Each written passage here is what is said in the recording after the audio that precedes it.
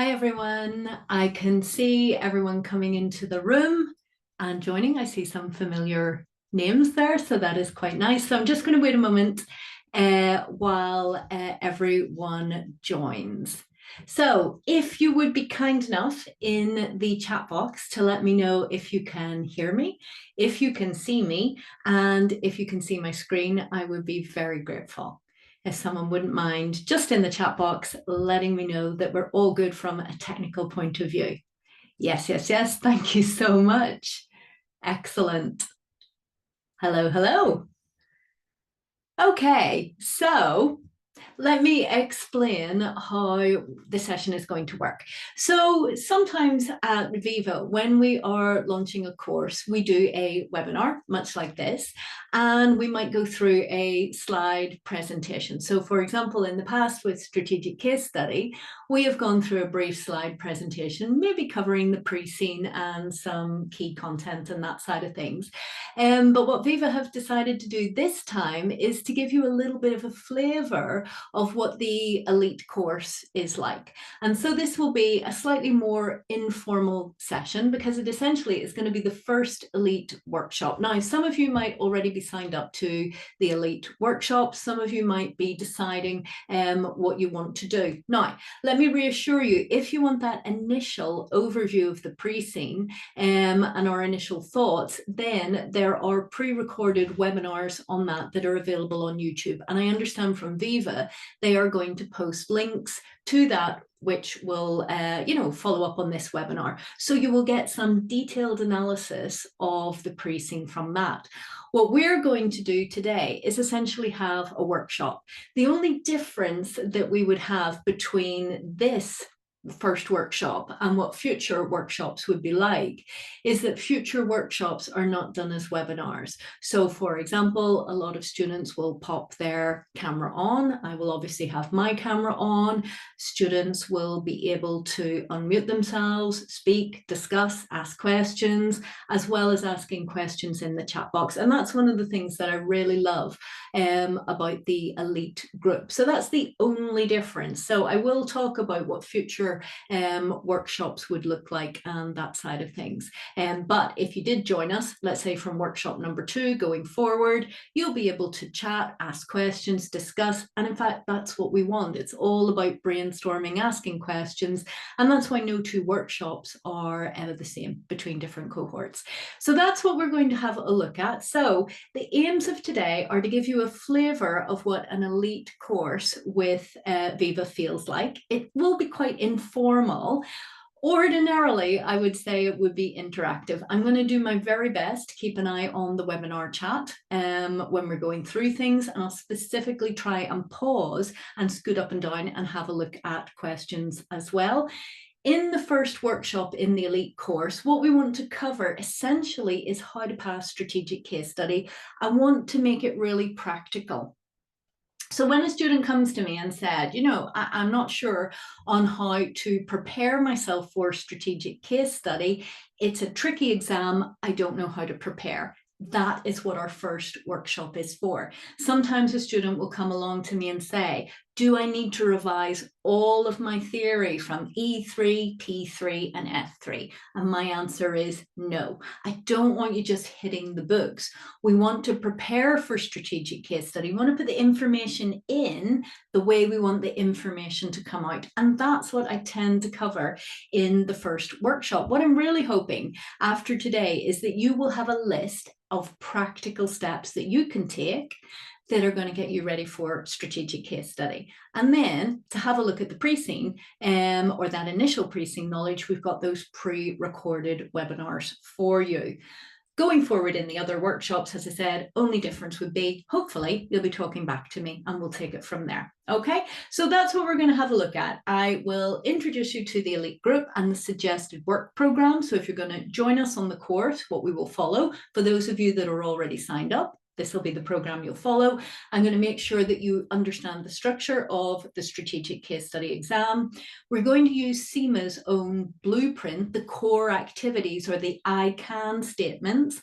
I want to show you or give you some ideas about how you can use that as a practical structure for your preparation, how to study, and then we'll have a little look at a strategic case study paper just so you can get a little bit of a flavour for some of the questions and what they look at and the mark scheme. So hopefully that is going to meet everybody's needs. So any comments before we dive into that? As I said, I'm going to try to keep a wee eye on the chat box. Does that sound like a good idea?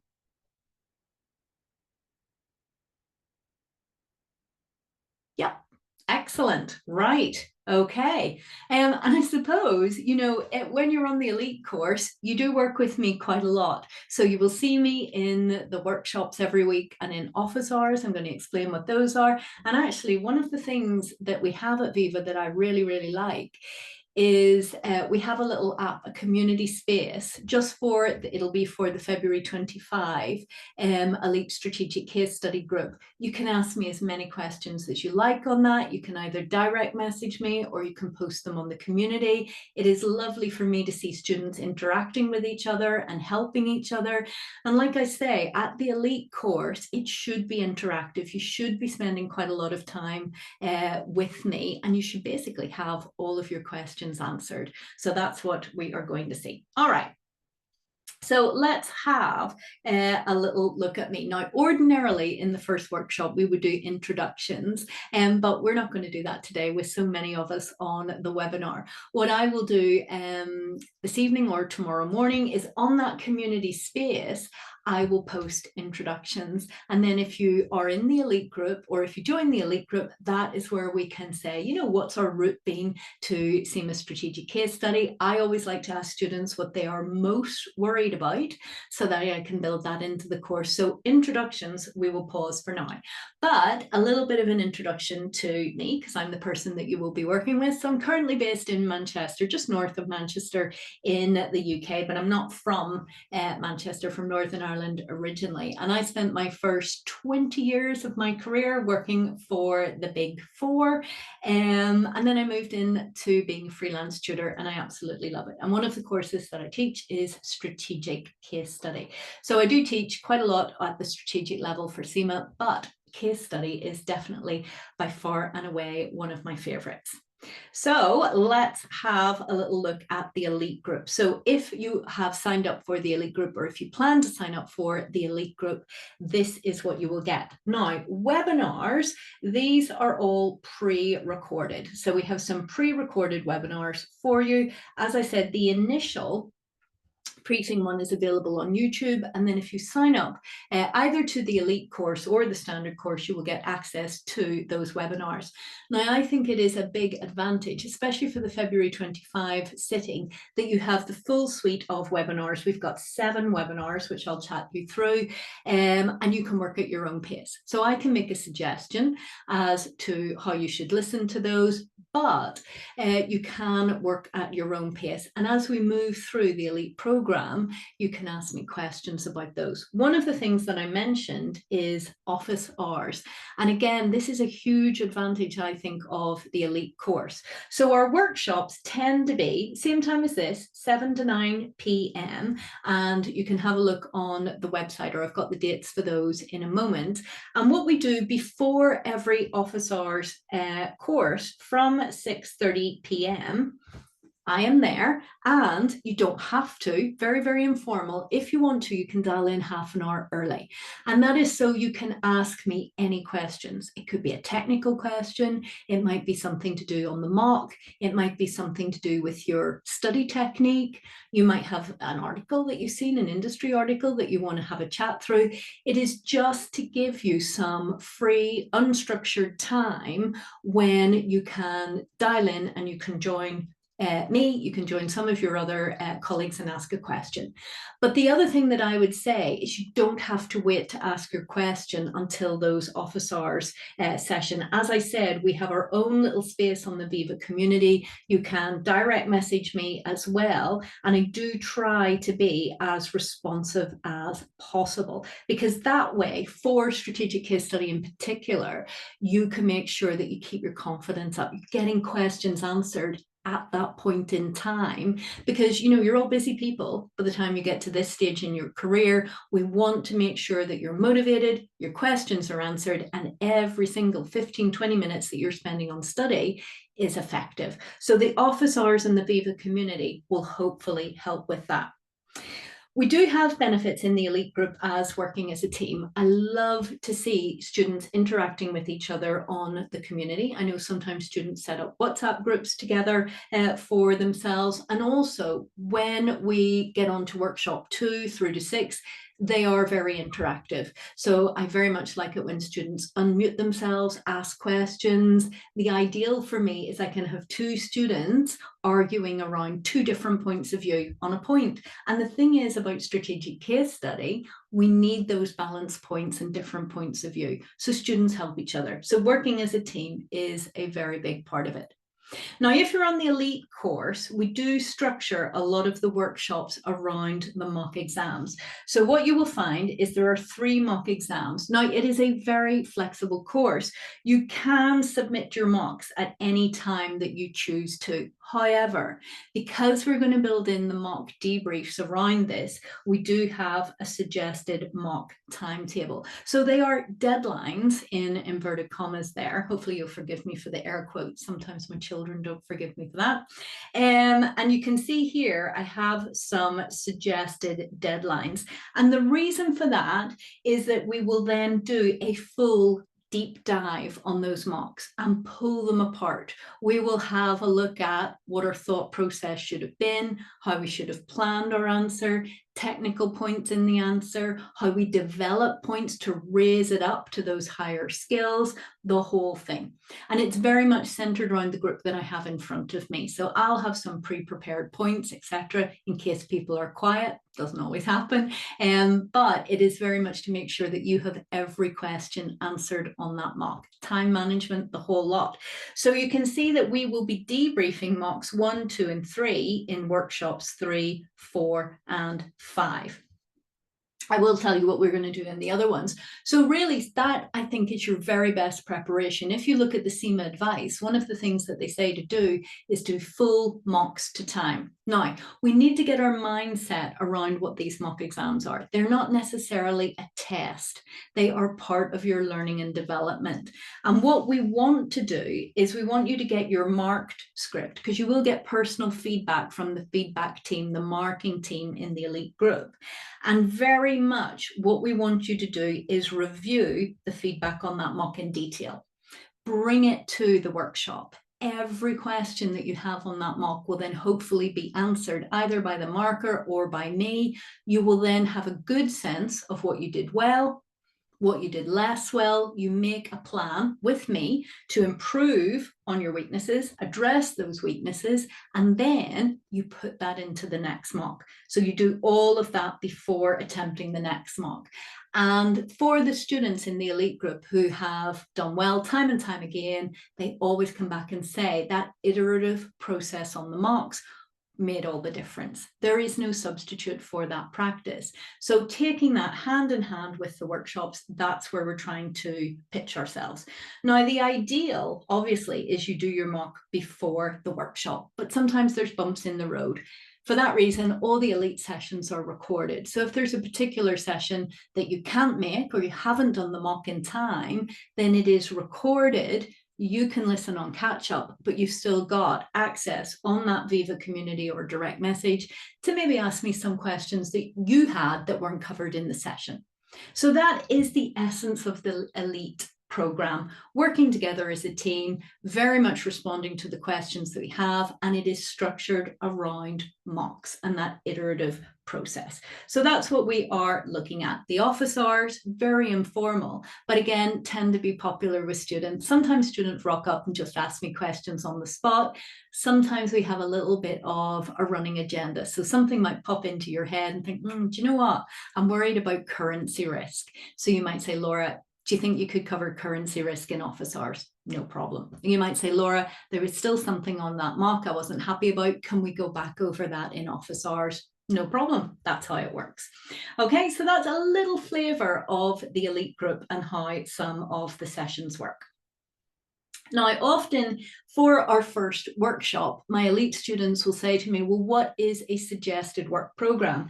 And this is very much suggested. Everyone is going to have different time available to them.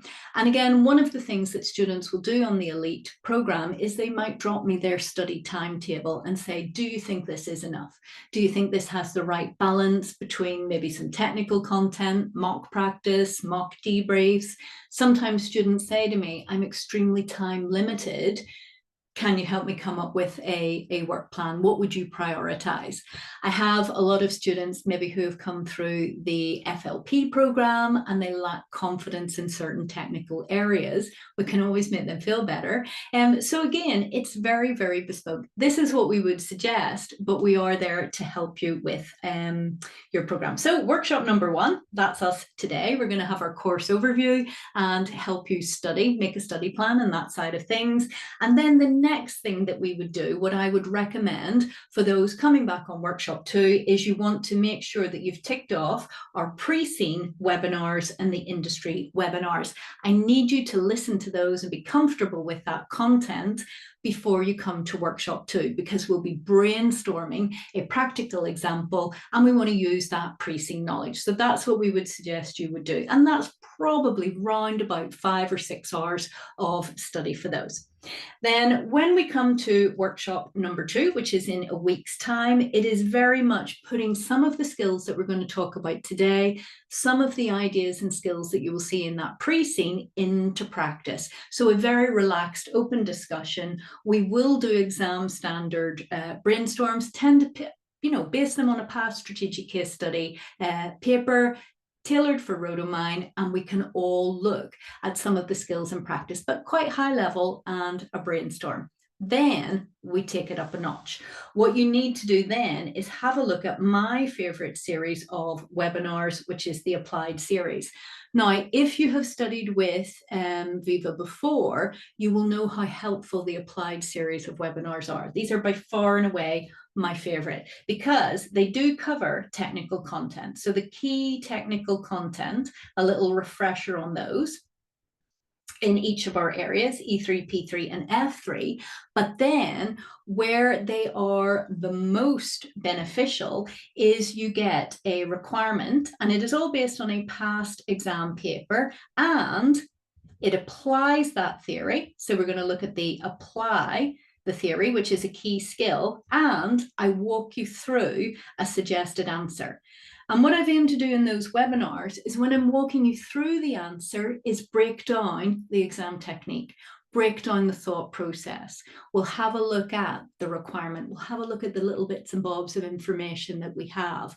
And often students find that this, before mock number 1, is what supercharges their prep for strategic case study. So I've seen a question on the screen here about, are we required to go through past papers? I love that question. I tend to recommend that for students after you've done your Viva mocks. I do think there is a place to go through past papers, but remember with Viva, you will have your 3 mocks, you'll have some group exercises with me. If you don't get time to do past papers, you will be fine, but some students like to, and to be honest, I was always a bit nervous at exams. I would like to look through some for confidence at the end as well, but I wouldn't recommend that until you've been through the whole program. Okay, so that's what I would look at there. Then you can see that we're going into cycles here. You will do mock number 1, you'll submit it, you'll get your feedback and have a look at that, and we discuss it in the next workshop. Then you do mock number 2, we discuss it in the next workshop. You do mock number 3, you discuss it in the next workshop. And remember, it's a learning curve. Yeah, I will save these annotations from today. So if you were on the elite group, I will post my annotations in the community space, but my understanding is that Viva is going to circulate this to everyone who is on the webinar as well. So yes, that's another thing. Everything you see on the screen in the elite group, I always save and we circulate it. I circulate the recordings and all of that side of things. Okay, then we have a final webinar, which we tend to keep to the end. That's the key issues webinar. And then we have our final workshop. And you will notice that I have a to be determined for the final workshop because it depends on every group. Yeah. So normally the group as a whole, we will agree what we want to look at. So sometimes students want to go through almost like another complete paper or brainstorm. Sometimes they want to revisit technical areas, but I'm hoping that you're getting the sort of the impression that the elite group is very flexible. It is tailored to the group in front of us as well. So before doing mock number 1, I can see the question on the screen here. I would recommend that that you should ideally listen to all of those webinars. It is a little bit front loaded. So I agree with your question there, Mark. If you can listen to those, the applied series are about 2 hours each, but this is only a suggested work program. So if you don't get to do all of that at once, that's fine. Also, what I would say to build a little bit of flexibility in there, this mock deadline, again, is only suggested. And it is on the basis that Viva tend to say there are 3 working days turnaround to get your marked script back, okay? But you can still make all the benefits from that workshop if you've done the mock, but you don't have your feedback. So you could say that your mock 1 deadline would be fine by the 21st of January. And then when you get your feedback, if there are any other questions, then you can always ask me. So it is only a suggestion, and I know it's a little bit front loaded, but if that doesn't work for you, like I say, you've got that little bit of leeway around that. So hopefully that answers your question, Mark, and helps with that. Excellent. Okay, so suggestion, but as I said, with the elite group, people work different programs and sometimes ask me to have a look at it. Does this work? And that side of things. I also have a lot of students that say they have listened to the applied series multiple times. I mean, heavens, sometimes students say they like to go for a walk with the dog and they're listening to it whilst they're walking the dog like a podcast. Not what I would recommend. There's only so long that you can listen to Strategic Case Study and me. But having that bank of webinars means that you can use it however best suits you, okay? And that's something we can chat through. So that's to give you a flavour of what we would recommend. Okay, now let's have a look at the exam. Now, out of interest, if I might ask a question and answer for me in the chat box, let me know if this is your first time sitting strategic case study or if you have had an earlier attempt. Just to get a flavour for who's in the room and how much knowledge we have. So if everybody could just pop in and let me have a look. Normally, we have a mix. Very interesting. So some awaiting results, lots of first timers, some people having an earlier attempt.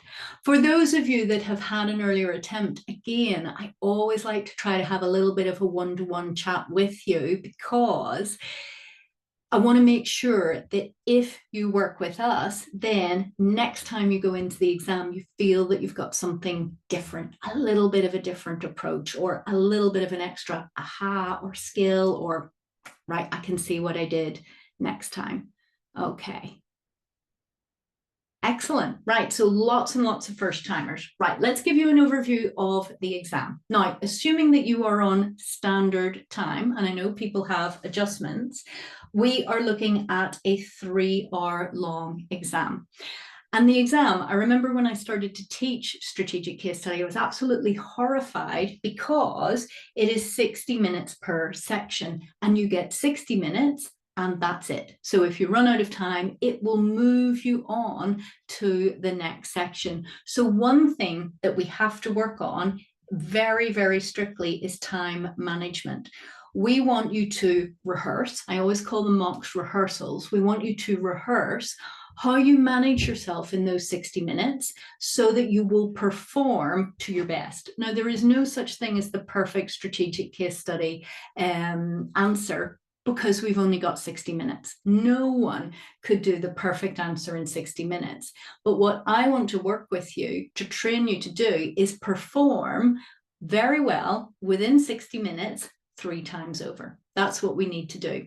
And we're going to rehearse how we manage the 60 minutes. Now, today in this workshop, I'm going to show you what I would do and what works for me. What I would suggest is you might want to start off with that, but you might have some individual tweaks that you want to make so it works for you, okay? And it's all about those rehearsals. And remember that we're saying we want you to do the mocks on an iterative basis. One of the things that I want you to ask yourself is, okay, how would I manage my time differently next time? Did I spend too much time planning? Did I spend too little time planning?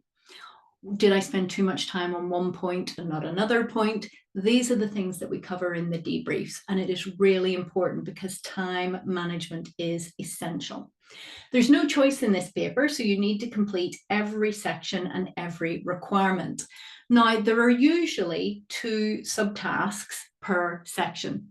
In the past, we used to see 2 to 3, but in the more recent papers, we're seeing a part A and a part B to each of those 3 tasks. I'll show you an example in a moment.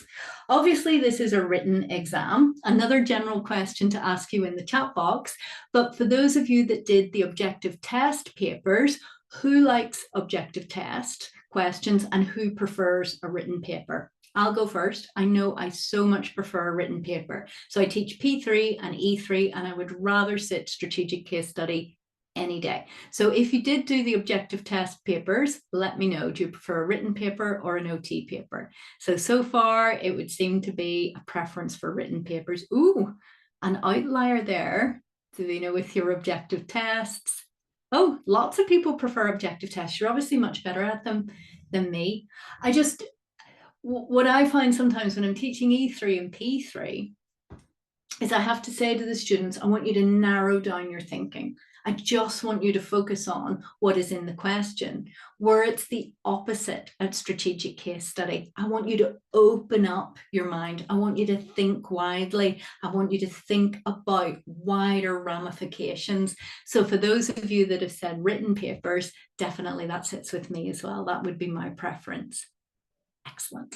Okay, it is human graded. Now, this is an advantage. And one thing that I want to show you today is a little sample of a mark scheme that goes with strategic case study so that you, again, can start preparing from today and building those skills that align with that mark scheme. One of the key words that we will talk about through the elite course is application. You can have fantastic technical skills, but you're not going to get any marks for a theory dump. It has to be applied to rhodomine, to lithium mining, but more importantly than anything, to the scenario that you face on exam day. And that's where the applied series of webinars is very, very helpful.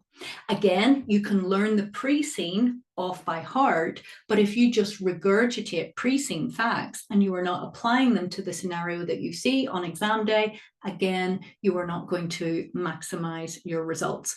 So one of the things that we would practice in workshop number 1 is how can you practice, study, prepare in an applied way, because that's the key skill that you need to have come exam day. So that's what we're going to have a look at. Now, the pass mark for strategic case study is 80 out of 150, but we need to recognize that this is a scaled score. So you know that there are a number of variants. And what CIMA will do is they will have a look at the spread of marks on each of those variants. And in order to make sure that it's there so that you're not at an advantage or disadvantage, depending on what variant you have taken, they will scale those scores. So at Viva, when you are looking at your Viva marks, we tend to equate a raw score of 60% as a pass. So we equate the raw score of 60% to be that scaled score out of 80 out of 150. You know, in some variants, you might need 62% to pass. In another variant, you might need 57% to pass. So we tend to benchmark it around 60%. And one thing I would say is sometimes students get really disheartened and they will say, I haven't passed a mock yet. You know, they might be round about that 60% mark. But provided the student is engaging with the mock, engages with the debrief, make sure they ask all their questions, that doesn't worry me. And a lot of the time, many students say that the first one that they passed was the real exam. Sometimes we have students that pass all the marks. Sometimes we have students that show a steady progression. It varies. And again, the thing about the elite group is helping you make sense of your mock performance and how you've done and asking questions. Okay. As you know, it is based on Rotomine, and we will talk about Rotomine in a little bit of detail when we look at some practice examples, etc., today. So that's broadly an exam overview, and quite different to management case study. So one question that students tend to ask me in the first workshop, is it definitely 3 tasks that we're looking at, not 4 tasks? And the answer is yes. Now, again, just so I get a feel for who's in the room, let me know when you sat management case study. Sometimes students have sat that really, really recently, and other times students have had a long break in learning and are maybe coming to the class with a little bit of a difference. So we've got some August 24, 3-year gap, 6-year gap. Again, the old style ones, that's making me laugh. Long time ago. Again, this doesn't surprise me. I'm used to seeing a real mix on the elite group. And like I say, everybody comes with different things that they're worried about, different strengths and that side of things. Excellent. Okay, so a real mix, some very recent, some a good wee while ago. Okay. Now what I want to do is have a look at the strategic case study exam blueprint. Now, it might be a little bit too small for you to see on the screen, but remember, I'm going to circulate this to you. Now, one thing that I would strongly recommend, whether you attend this first workshop or whether you're going to be with me for the whole course, is that you get a copy of this exam blueprint and you structure your revision around this. So this is what CIMA say that you need to be able to do before you sit strategic case study. This is what they are assessing you on. So you will see that there are 5 core areas that you need to have. So let's just take a little look at these. So there is develop a business strategy. So very much our E3 theory around there, and students tend to like that. They tend to have this one as one of their favorite areas. Then we have evaluate business ecosystems and the business environment. Again, E3, and students tend not to mind that. Then we move on to recommend financing strategies. This is the F3 content, and normally I find this is the area that at the beginning of the course students are the most worried about. Oh, I don't like F3, it was my worst objective test paper. But by the end of the course, they feel a wee bit better about that. Okay, and F3 is not so bad. And then the last 2 core areas, D and E. So we've got evaluating and mitigating risk, and then having a look at internal controls. Both of those are from a P3 point of view. They're my favorite. Okay, so we've got 5 core areas. You do not have to get a minimum score in each of those. So we're going to look at those 3 tasks holistically. So there's no minimum requirement in each task, no minimum requirement in any core area. And you can see I think there's 19 I can statements. So the reason that I love this blueprint is if you gear your study around this and you keep asking yourself, can I do this? Very much in the context of Rotomine, which we'll practice in a moment, then you know that you are preparing appropriately. And what I'm going to do in a moment is we're going to take the first one just as an example, and I want to show you how I would use this to prepare my to-do list, to prepare my study list. Now I can see a question on the screen, so I'm going to answer that first. So when you look at a case study suggested answer, it looks like a normal person could not write that much material in the time. I totally agree with you. So I'm assuming there you're looking at the CIMA suggested answer, and I would agree. I mean, I am not the fastest typer in the world. I'm certainly not the fastest thinker in the world. So we will have a look at this later on, Mohammed, but broadly speaking, it is always going to be quality over quantity. Now, that is one thing, and it's true, but it's not helpful sometimes to help you prepare. So at Viva, we tend to recommend aiming to write 1,000 words per task. So doing 1,000 words 3 times over, okay? Now that's only a benchmark, but I think it will help us prepare. For me, I tend to try to do between about 1,000 and 1,200 words per task. But I'll be honest with you, some tasks I'm a little bit lower, around about 800 words, and I am very rarely over 1,200 because I am limited by my typing speed. I have had some students who have been able to produce, I don't know, 1,800 words. I could never do that because I can't type that fast. But what I want to show you as well is how you should break down that 1,000 words in order to maximize your chance of passing. So the CIMA suggested answers are fantastic. We can learn from those. And again, that's something we do on the elite course. How do we learn from past papers? How can that help your study? But what we want to teach you is a nice, practical, safe way that if you engage with that and you try it out, you might need to make a couple of tweaks, then you will pass. That's what we want to have a look at. Okay, now, has anyone ever used the blueprint, the CIMA blueprint in previous case studies to help them structure their study? Did you use it a lot? Did you use it not at all? Again, let me know in the chat box. So not used it before? Interesting. And then a wee bit. Okay. And some students have used it. Okay, that's helpful.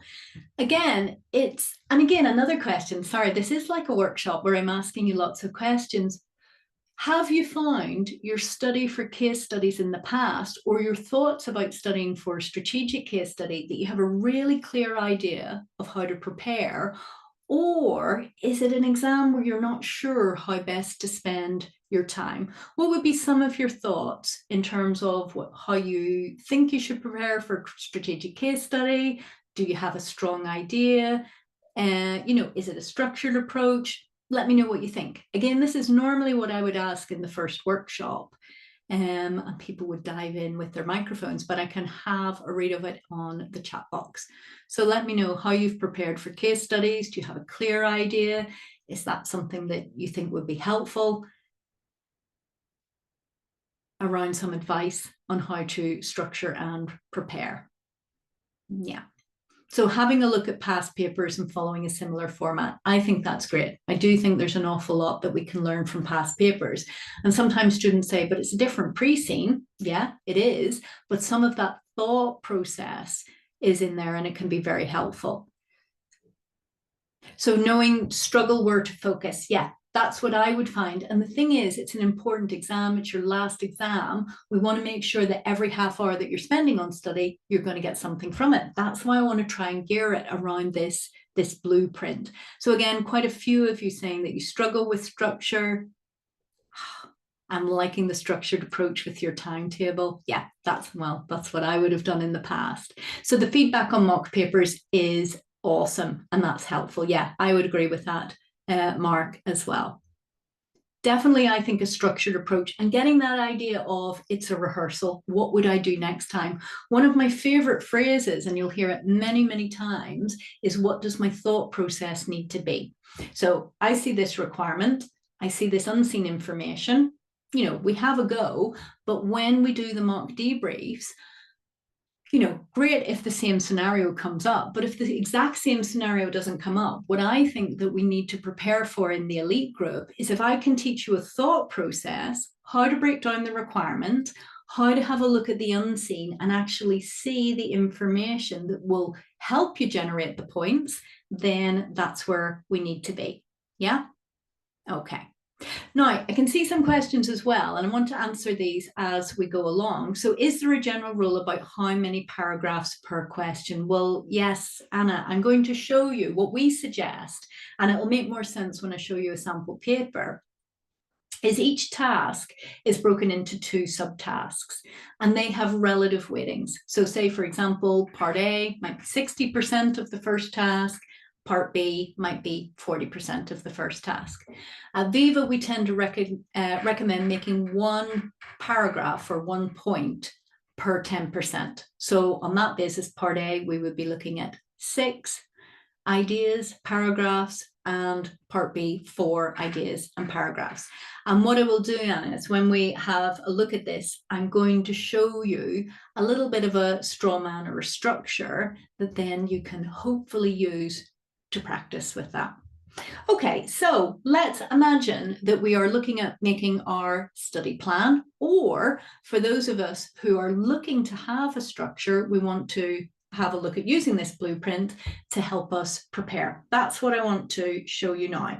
So what I've done here, and I'll just make this a little bit bigger, is I've taken the first core activity, and it's all around E3. And again, most people tend to be more comfortable with E3, and this is going to be worth 15 to 25% of your exam come exam day. Now, you're not necessarily going to get tested on all of these, but let's look at how we would prepare to put ourselves in the situation that when we ask ourselves, can I do this? We all say yes.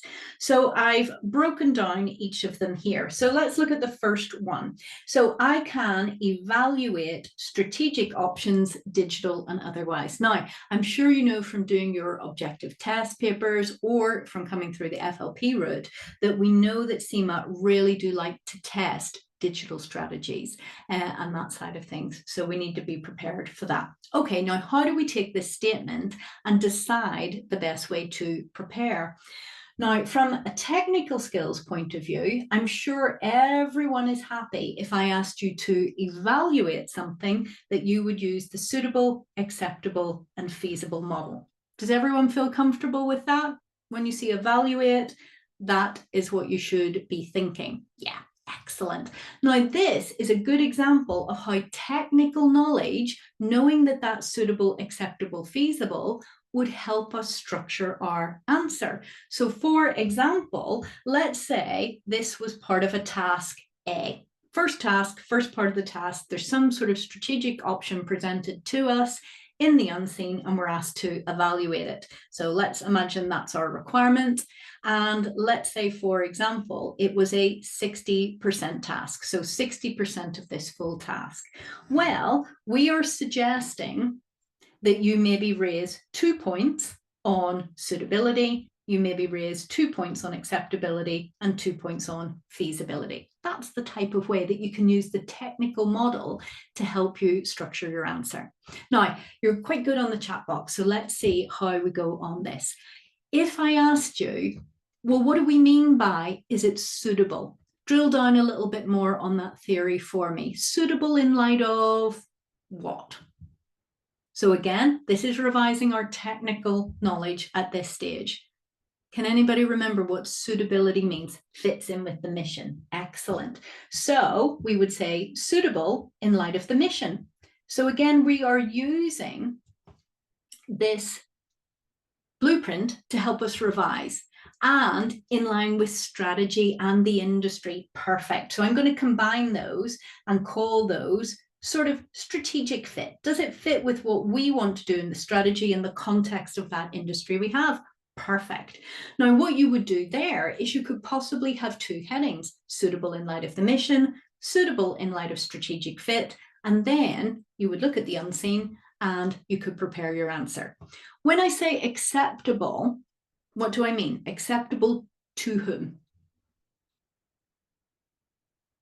Let me know. Perfect. So stakeholders, excellent. So again, you are good at this theory. So we know that we're revising theory that's within the blueprint. Perfect. Stakeholders. Now, as you can imagine, now some of you might have looked at Rhodomine already. There are a wide range of stakeholders, and we're not going to be able to cover all of them. Can anyone tell me any model or theory that will help us present, because we're always writing to the board, the most important stakeholders?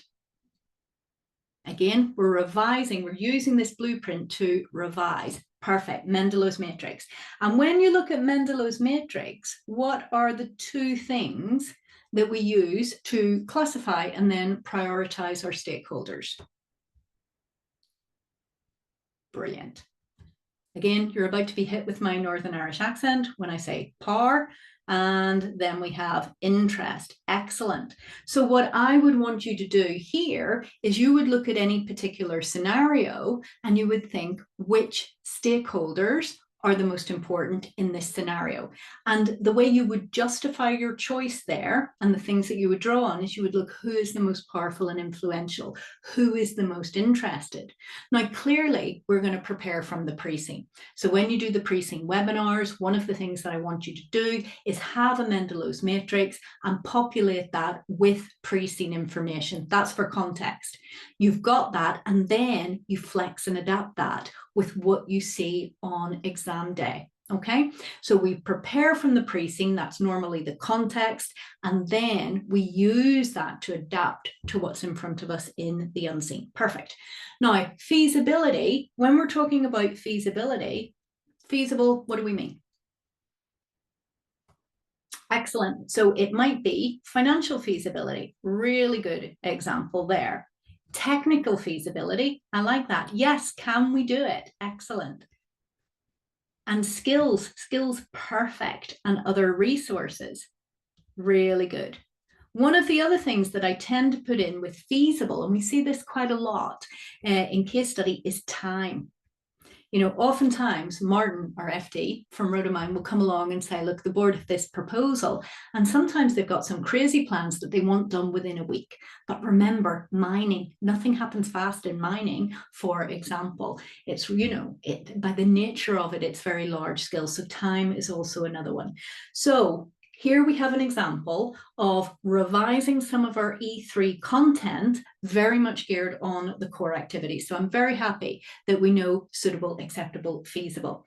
Now, another exam skill that we need to be able to do this when we're tested on this is to make sure that we are making balanced arguments all the time. What you will see when I show you an example from a marking guide is if you're asked to evaluate, make sure very broadly you've got arguments for and arguments against. Sometimes it can be advantages and disadvantages.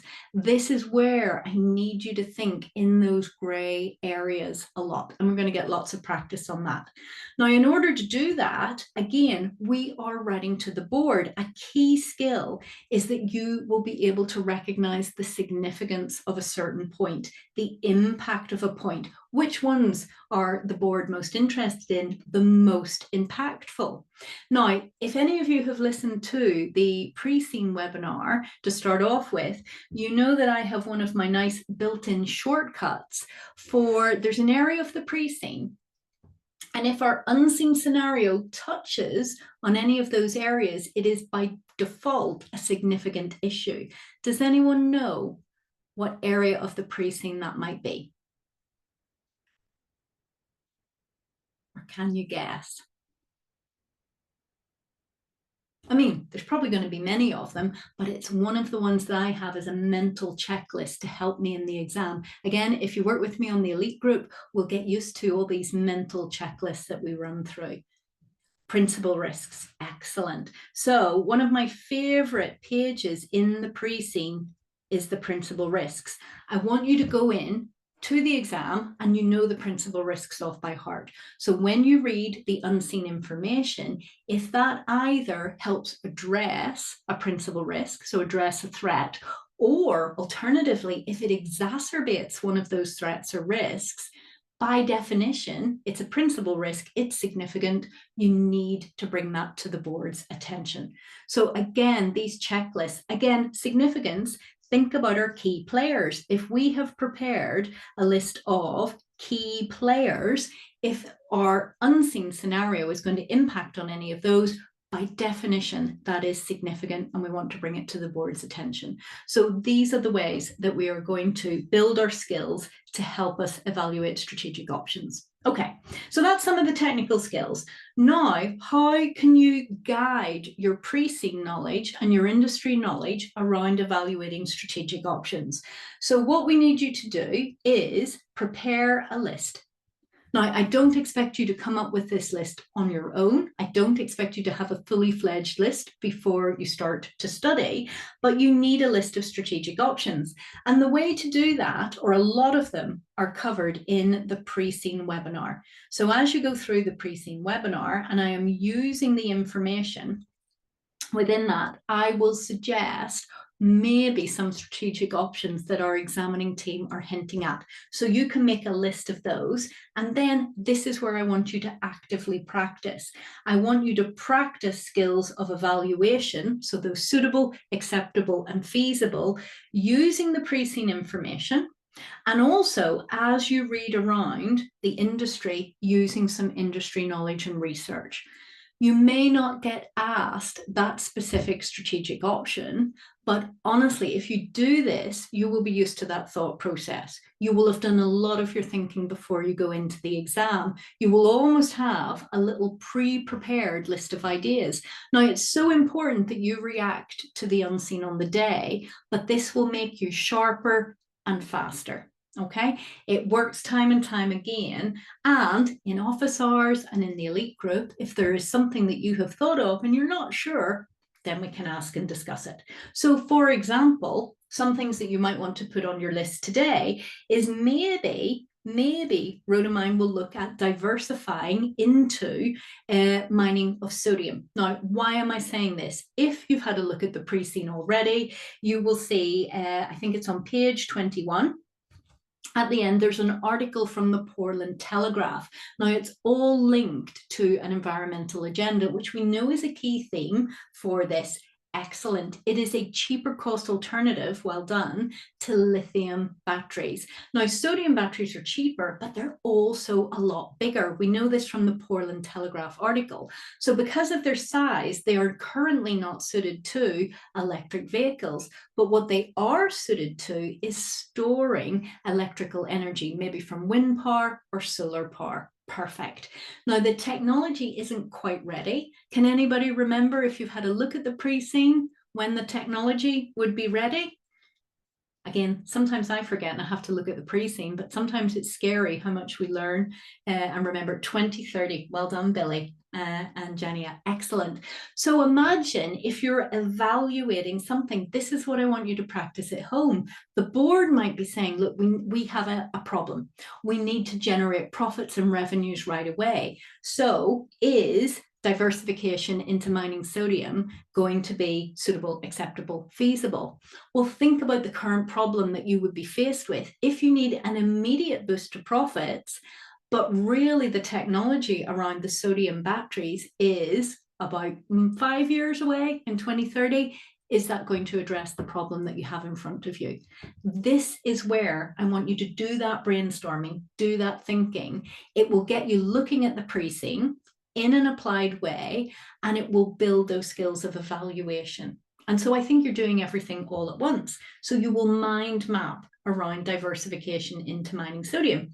Another area hinted at within the pre-scene is maybe we're going to invest, perhaps an acquisition, in direct lithium extraction.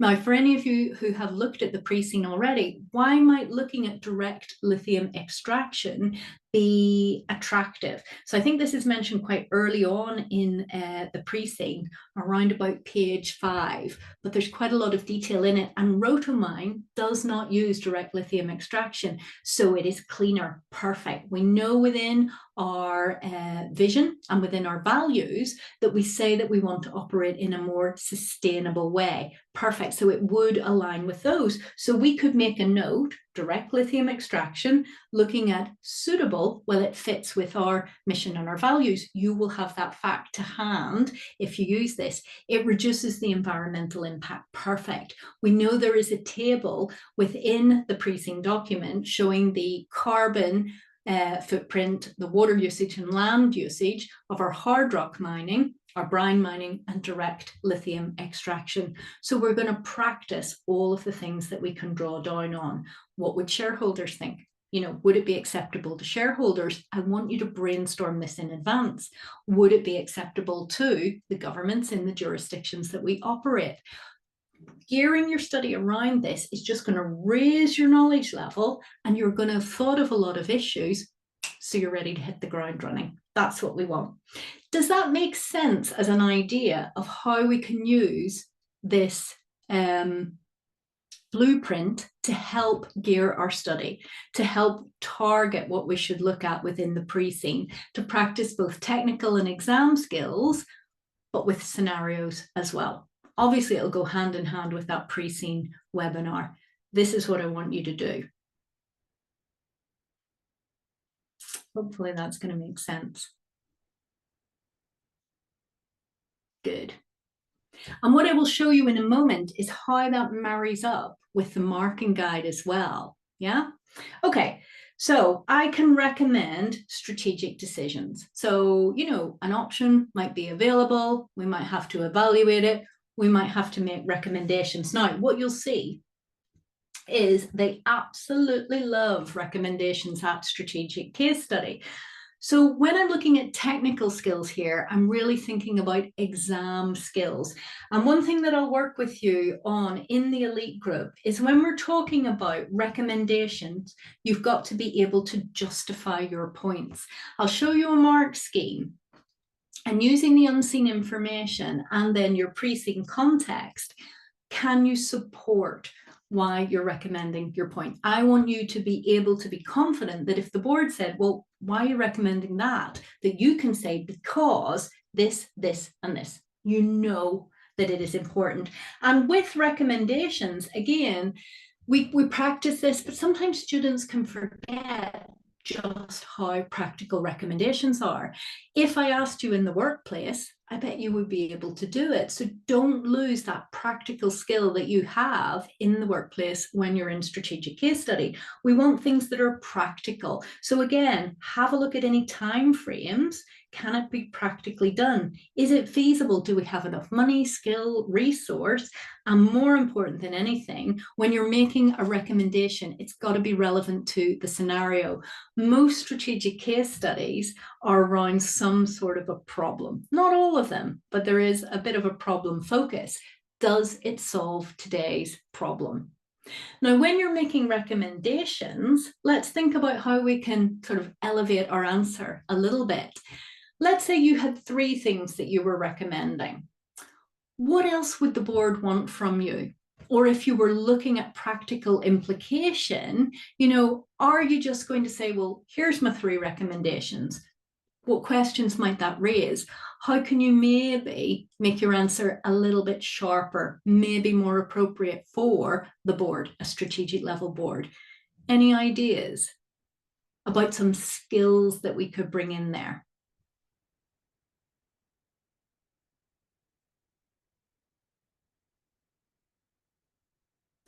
Perfect, Billy. So what needs to be done right away? If you can show prioritization of your points, your answer looks better than the person beside you. What needs to be done now? Maybe what needs to be done in the midterm, and maybe what can we not do right away, but is there for a long term? So you will find that sometimes when we're coming up with recommendations, even ordering your points in an order will make your answer look more appropriate, more strategic. And let's say you go into the exam, your mind's blank, sometimes thinking, what do I need to do right away? What would I do next? and what could we leave for later on will help you generate ideas. Again, this idea of having mental checklists is what we want to work on, so that you have this toolkit of skills that you can answer any question come exam day. And in order to practice this, what would I be recommending? Well, you're going to practice recommendations based on the strategic options above. Now, I will be honest with you, this one is a little bit more difficult because it has to be very much, as all things, focused on the unseen. That said, what you can still build in is maybe think about who would do it. Have a look at the board, look at people's roles, look at their skills. Yeah, that helps you get to learn your pre-scene a little bit more, that side of things. Think about, again, things like the principal risks. That might help us work out what needs to be done right away, what we cannot tolerate, etc., etc. Okay.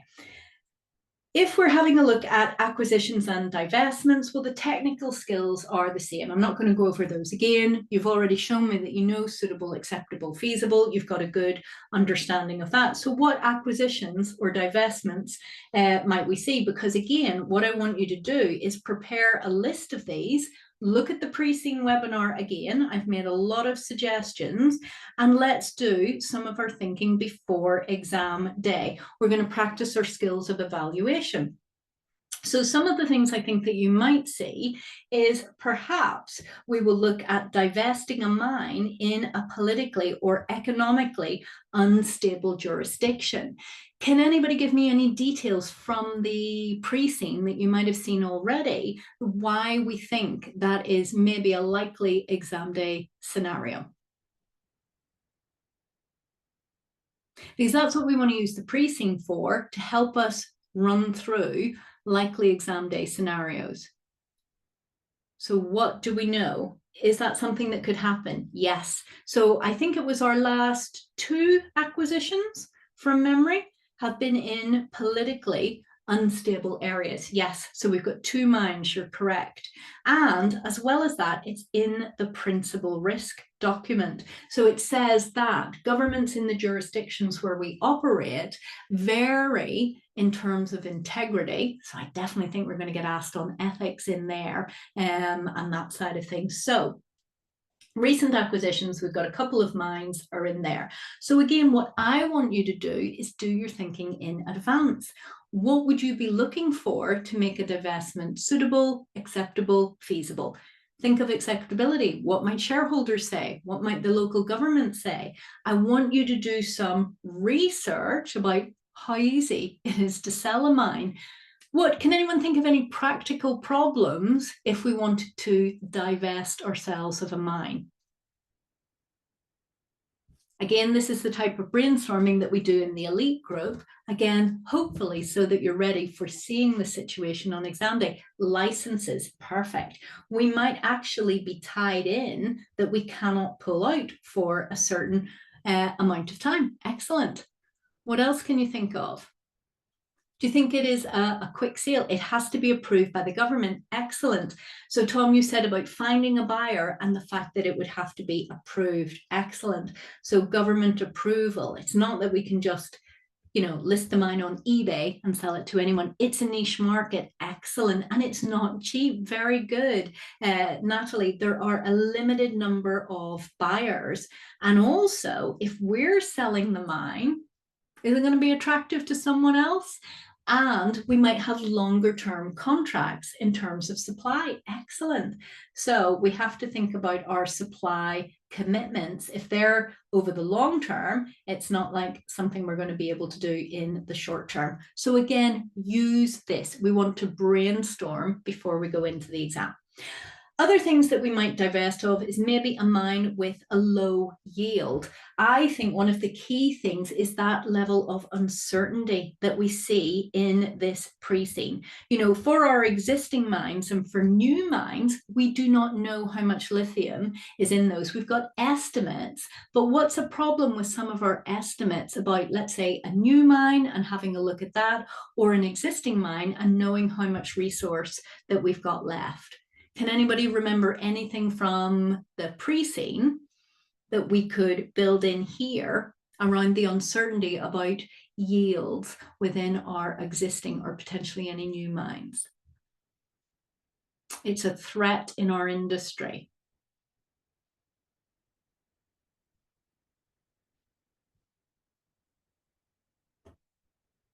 So there's a shortage of geologists. Excellent. So that is a threat. So maybe we bought something and yeah, the geologist estimates were incorrect. Looking at acquisitions, again, an example might be acquiring a company with direct lithium extraction experience. Again, I want you to think through these, have a look through the pre-scene, what information is relevant, what would be some of our advantages and disadvantages. That is going to make you ready to react on exam day. Okay, so we'll not go through more of these, but I have made suggestions, and again, you'll all get a copy of this to have a look at, but this is an example of how I want you to use the blueprint in order to guide those skills, technical skills and pre-scene skills that you need. And again, that will go with the pre-scene webinar. Now, I'm going to come back to this brainstorm in a moment. I don't want to do this right away because I want to show you what an exam looks like now and have a little chat around our structure. Okay, so we're about the halfway point. So I do want now to have a look at an exam. So when you sit strategic case study, this is an example from November 23, February 24. So apologies if it brings bad flashbacks for anyone. This will be the first page that you see. So we can see our exam is 3 hours long, and then you will move on to this screen. So this is what you will see next. So as we said at the outset, there are 3 tasks and they're all compulsory. And you can see that, assuming you're on standard time, you've got 60 minutes for each task.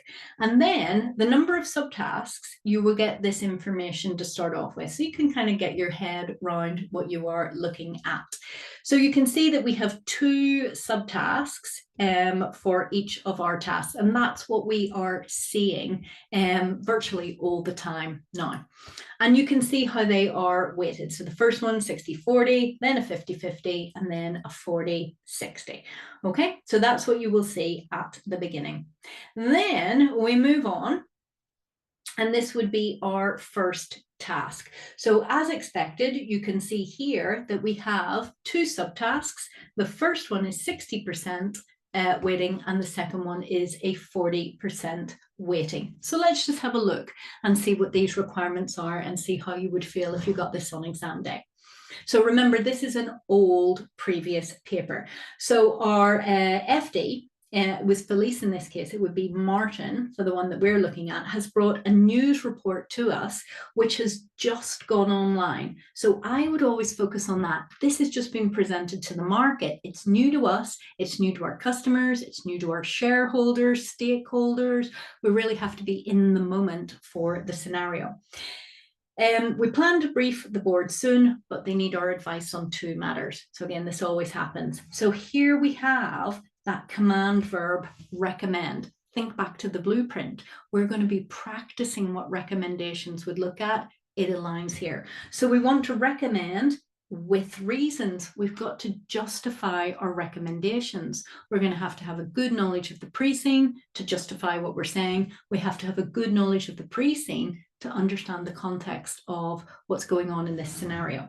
So recommend with reasons whether or not the company, which was RoboBrice in this case, should treat customers of our clients as stakeholders in terms of cyber security. Now, these questions I think are quite tricky. What would maybe be a RotaMine version would be maybe it treats customers of our, let's say, manufacturing clients or our manufacturing customers.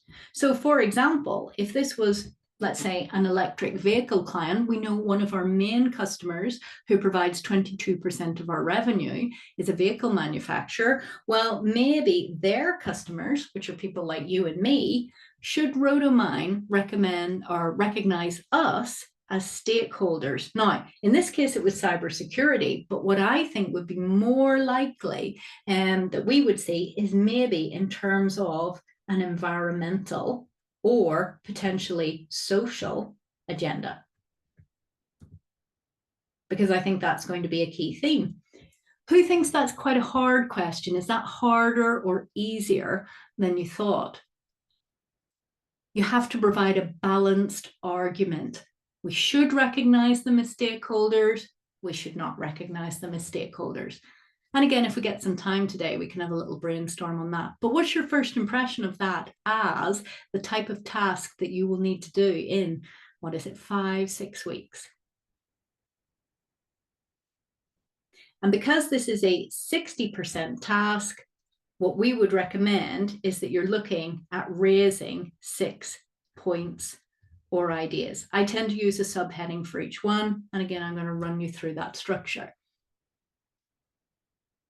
Easier or more difficult than you thought? I think it's a tricky question, personally. Yeah, I think it is.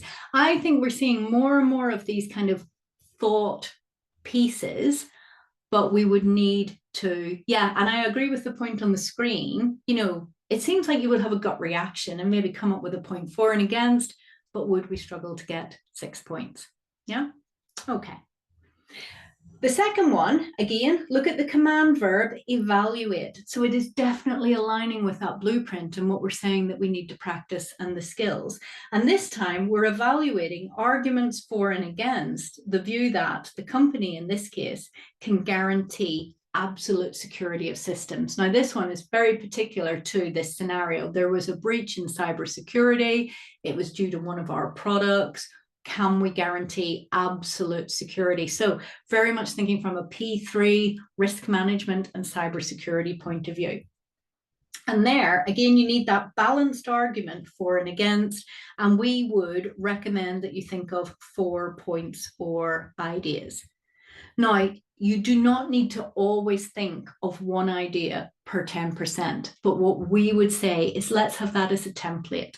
So there's no freaking out in the exam if you can only think of 5 for the first one, but the idea is to push you to try to think of a wide number of points because that is going to be the safest way to pass. So that's what our type of tasks look like. Let's see what else is on the screen. You have access to the precinct, but I would hope that you would know most of that because it's going to take a lot of time, to do that. You're going to have the reference material. This is the unseen, which I'm going to show you in a moment.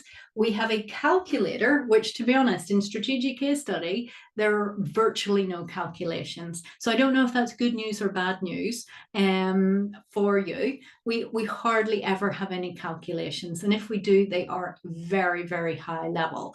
But the calculator is there. And then we have a scratch pad. Now, if you've worked with me before, you know I say beware the scratch pad. I had a student once who did their entire answer in the scratch pad and then didn't get to transfer it into the box. So they submitted a blank box. We don't want to have that. So I want you to do your planning and all your ideas on the main screen. Okay. So what you will be provided with then is your unseen. Now there's various different things that you will see when you look at the unseen. This one is a newspaper article. And remember, it's just come out, everyone would see it. Now, it's quite lengthy. I'm a slow reader. And so when I see a really lengthy one, I have mixed feelings. One, it takes me forever to read. But secondly, it gives me loads of information to draw on that I'm going to use in my answer. Other things that you might see, you might get extracts of board minutes, you might get a letter, you might get a share price graph. It varies. And again, the mocks are designed so that you will see a range of different unseens information. And one thing that we'll work on from workshop 2 is how do we read that effectively and efficiently and really ask ourselves, what's the key information in there that must come into our answer that we need to draw down? And I've had students say before, all the hints are in the unseen. Maybe not all of them, but what we want to do is make sure we're using it as much as possible. And then you have your answer box here. Now, there is no word counter on this. So one thing that I want you to do is I want you to practice getting a feel for how long a point needs to be. There will always be more that you can say, But remember, you need that spread of points. You need that balanced argument. And so you've got to practice and rehearse saying enough, but not too much, because we've got to manage it. And again, that's something that we will look at in the elite course. Now, let me show you the marking guide that goes with this task. It doesn't matter that we have not answered it. I just want you to see the link to the blueprint and the type of skills that we are going to work together to develop. So for that first section, remember, we were asked to recommend with reasons whether essentially our customers should be stakeholders. So let's have a look at how this is marked. You will note here that you are looking at arguments for and also arguments against. So unless you have practiced being able to come up with balanced points, thinking both for and against, which is part of our brainstorming, you're going to struggle with this one. So we need to balance that points. Okay, that's the first one. Then let's have a look at what it says. Obviously, if there's no material, no marks. If you just do the basic and define a stakeholder, for example, or just essentially describe an argument, you're at that level 1, the lowest sort of mark. You've just raised a point, might be a valid point, but that's it, the minimal level. What we need to work together to do is to help you not just raise those points, but discuss them. So if you can then add a little bit of, you'll hear me say this a lot, the so what? Imagine the board saying, well, why have you told me that? Why do we need to know that? If you can put the so what in, a little bit of the significance, a little bit of the impact, again, what we talked about when we looked at the blueprint, then you will raise yourself up to level 2. And then what we want to go, ideally, even further, is you can provide a stronger justification. You can look further, you can build in prioritization of points, significance, and that side of things. And that's where you'll get the level 3 or the higher points. Now, Valentina on the screen raises an excellent point, and I do want you to take some comfort for this. The suggested CIMA mark scheme here has, as you correctly say, 4 paragraphs. Remember, this was a 60% task. And as I said at the outset, what we would recommend is not necessarily to get the prize winner points, unless you're a very fast typer. But what we would say is if you aim to raise 6 points, if you can, we tend to say that is safer. And the reason for that is that sometimes students don't think widely enough, or not every point is relevant. But you're correct, Valentina. If you were in the exam and you could think of 2 arguments for, 2 arguments against, and they were strong points, then you would be absolutely fine. And that's why I say it is a guidance rather than anything that has to hamstring you or that side of things. So it's a great point, okay? So another really good question on the screen here. So what's an example of a justification? So let's say, for example, if we were looking at recognizing, well, we might as well use this as an example, consumers, for example. Let's take our electric vehicle manufacturer customer for Rotomine. Do we recognize consumers as stakeholders? Well, let's brainstorm it the way we would do in the elite group so we can answer Marcus's question about justification. So let's come up with an argument, yes, we should.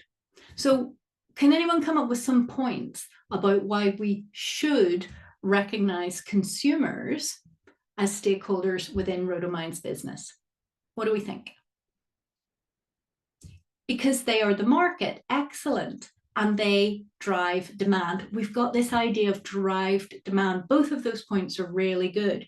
So we might have a point saying, yes, we should recognize them as stakeholders because essentially through derived demand, they create the market. The more that they want electric vehicles, the more the need for a lithium battery. Now, that would probably get a level 2 answer, yeah?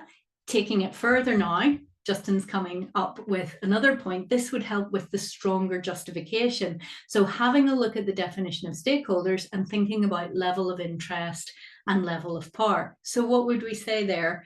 That can either support or detract from our justification. Do we think consumers have high interest in rhodomine? Do we think that they have high levels of power over rhodomine? What do you think?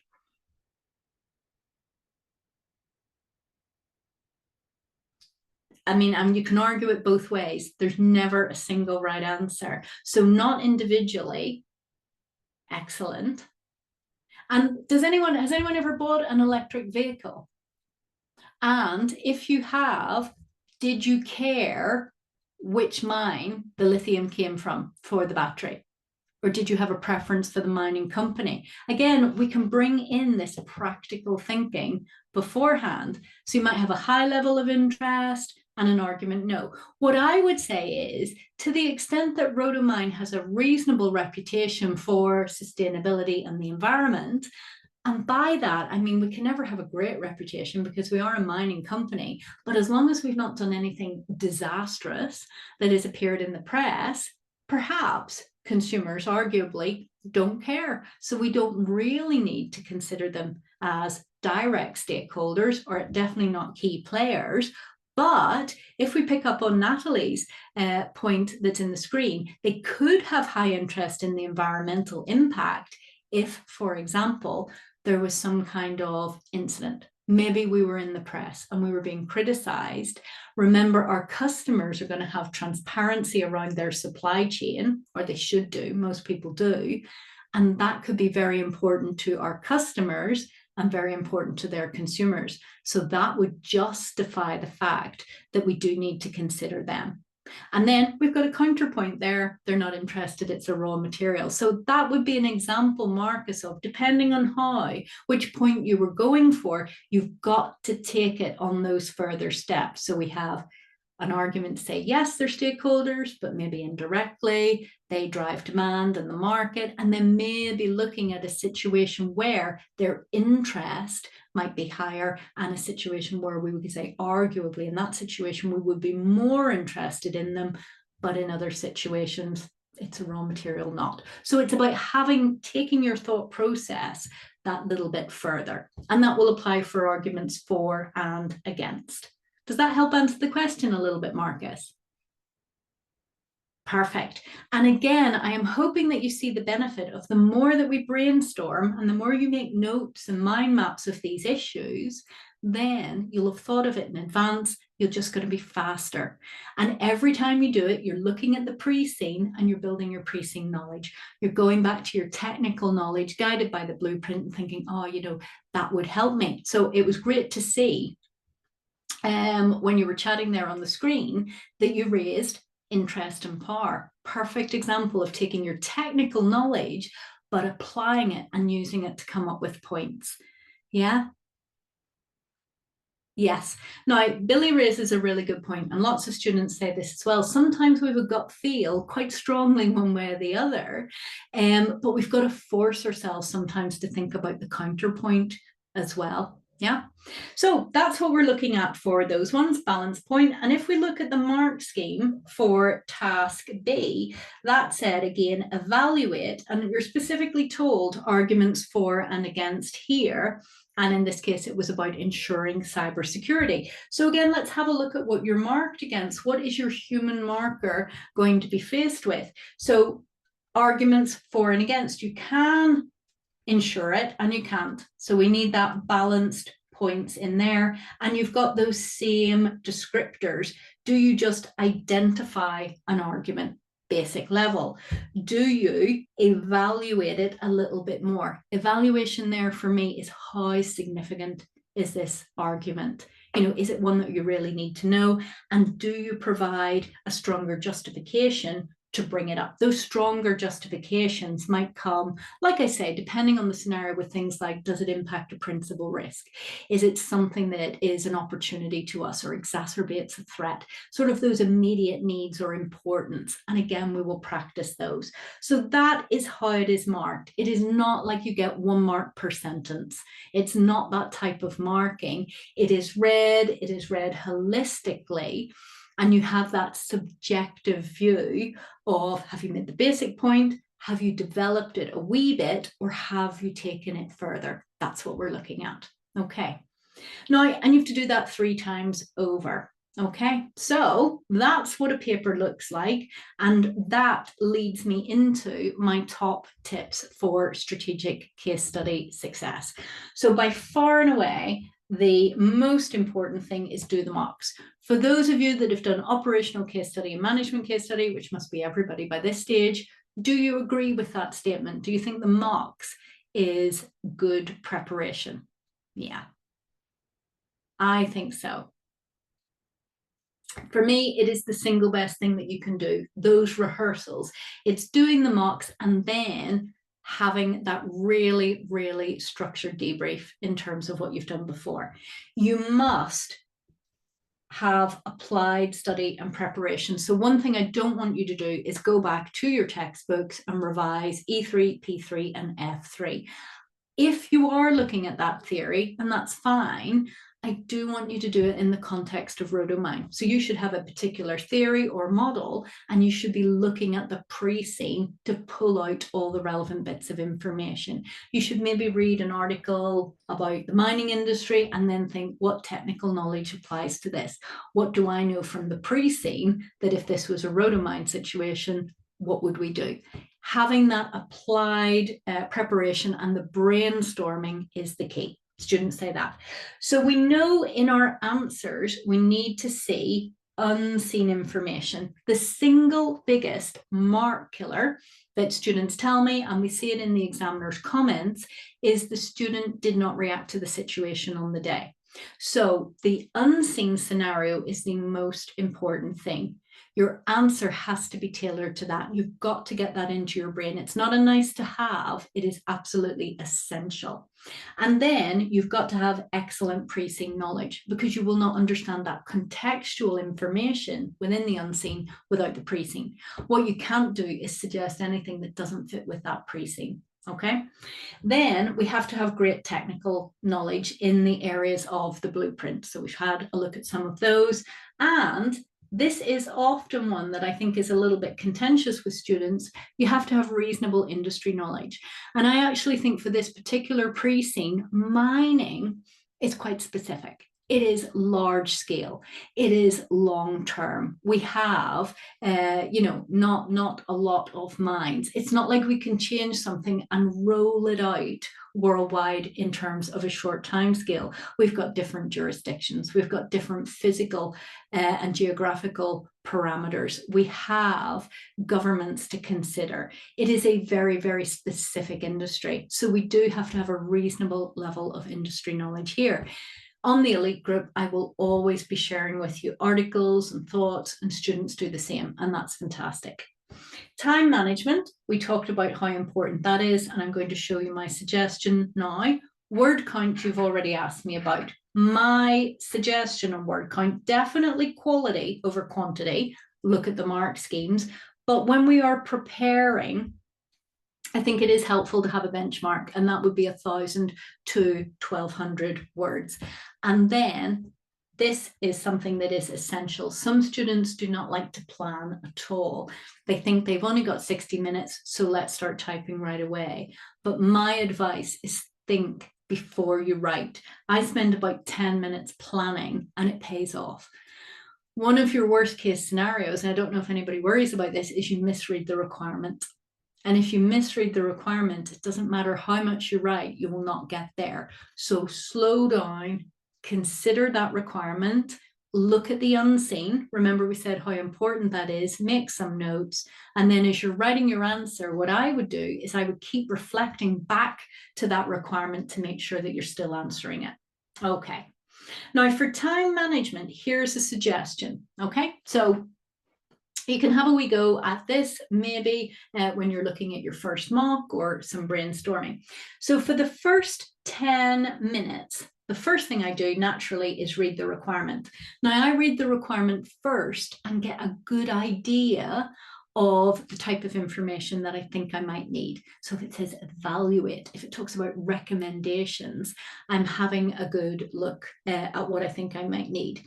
Then I put in a professional open and close. So it's something like, Dear Martin, here's the information you needed. and then I leave a little space and I put, I hope this is helpful, senior management. So that just shows me, or senior manager, it just shows the examiner that I've presented it in a professional way. Then what I am aiming for is, this is my aim, to get down key headings. And usually I try to replicate the wording in the task itself. That means I can see the requirement right there, and also typing it out gets it into my brain. Then I read the scenario and the unseen information, and I make brief notes. Okay, I try to think, what is the key information here that if I didn't mention it, then the board / the examiner would think, you've not understood this. What is it absolutely that I need to draw on to tell the board? And if I can, I'll think about some of my subheadings. So that is my planning. That's around 10 minutes. Then I write up my answer. Now, 50 minutes to write up. And again, this is quite, it is a structure, but you can flex it. As I said, when we see a subtask, it is broken down into, the one we looked at had Part A, 60%, Part B, 40%. And the idea that I would like you to think about is coming up with one subheading or idea per 10%. So for the first one, maybe 6 ideas. For the second one, maybe 4 ideas. And as we said, that's always going to be more than you need. So that's a bit safe. Then if I've got 50 minutes, I try to spend about 5 minutes writing everyone up. Now, this is one thing that I do want you to practice. Many, many times, students will say, well, I was doing really well with Part A. I had loads to say. I ran out of time for Part B. Mark killer. Yeah, the marks will be equally weighted per 10%. And that's why I want you to practice writing enough, but not too much. So we need to be able to think of the points quickly, write them up, say enough, identify it, and develop it a little bit, and then move on. And that's a skill, and it takes some practice.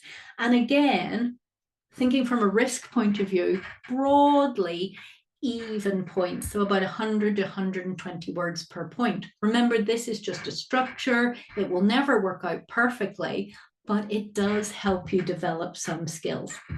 As I said, I will try to prioritize the most important points. So I might be writing up a point, and if I think of another one that's more important, I will structure them so I've got my strongest to weakest points. That's how I'd want to present it to the board.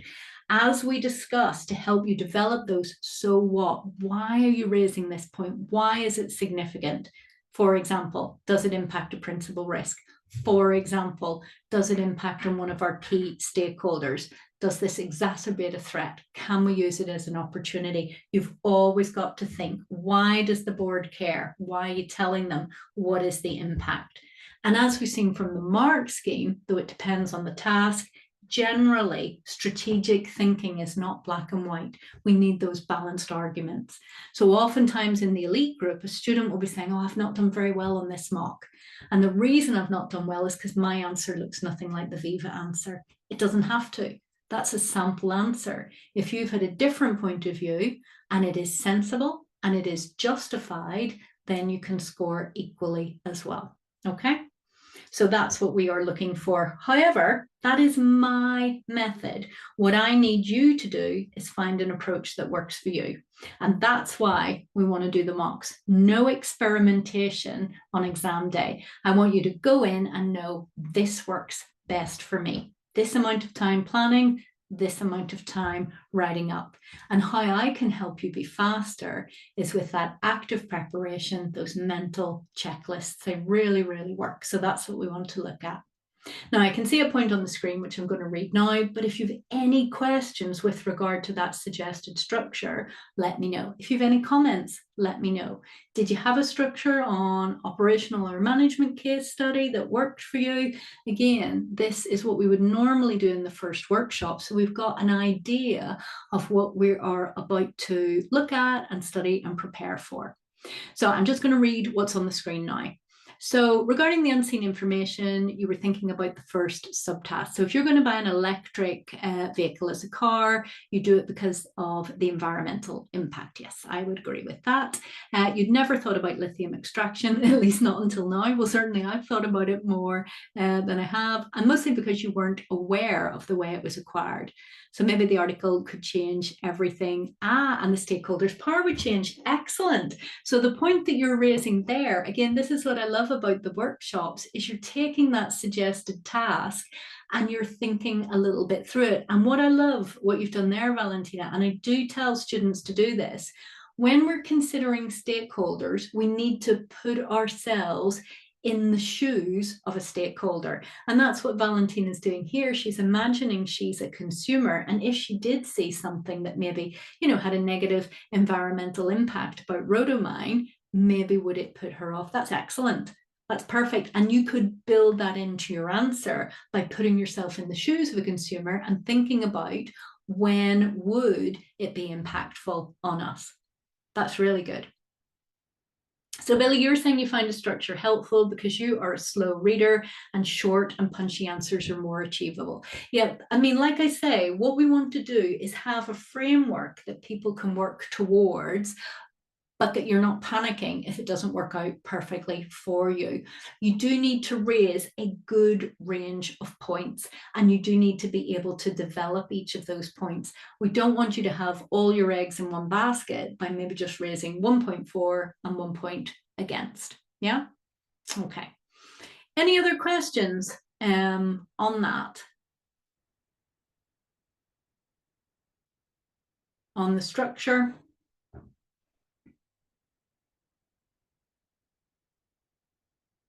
I mean, it's one of those ones where we need to practice with that. So what I think we will do, or this is what I would do if this was the first workshop,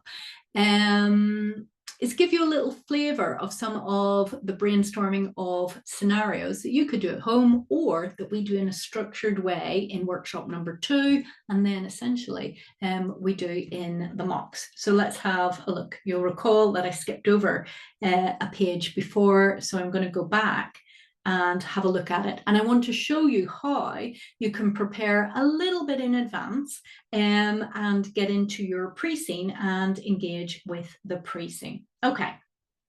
So let's say either looking at the blueprint or maybe inspired by a past paper, you make up a situation of a potential acquisition. So this is sort of what my study notes would look like if I was preparing for a strategic case study. And I have decided that I am going to brainstorm us making an acquisition of a private company. Normally they're private companies because then that leads into an F3 question on valuation, and it is a technology company.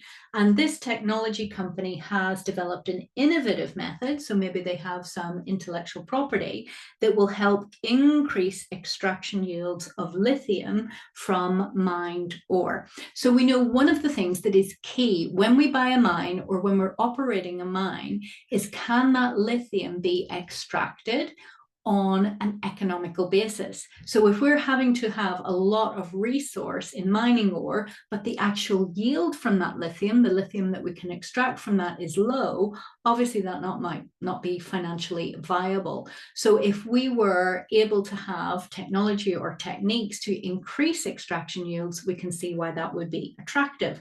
So what I want us to do here is practice this evaluation, practice the suitable, acceptable, feasible, to demonstrate how you can use this to learn your pre-scene a little bit more.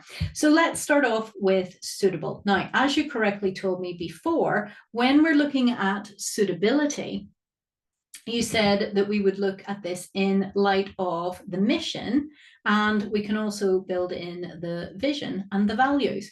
So what I would do if I was preparing at home is I would open my pre-scene, and here I would see my mission, vision, and values. Now in the pre-scene webinar, you will see that I say this is one of the most important areas. It's a public statement of what we do as Rhodamine, the values that we hold, what we're supposed to exist for.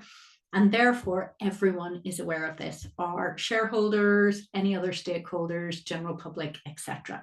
So any views here? Do you think that if we did buy a company that could help us with extraction, increasing extraction yields, is it suitable in light of the mission, vision, and values? Let's brainstorm together and see some of the points that you might come up with. In doing so, again, you will get to know this area of the pre-scene a little bit better, and you're practicing those skills of application. What do you think?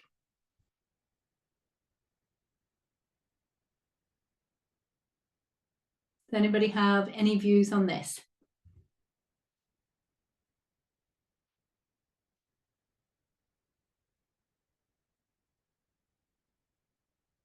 Excellent. So innovation stands out. Brilliant, Darren. And constantly innovate. Perfect. So that's what I would want to draw down on.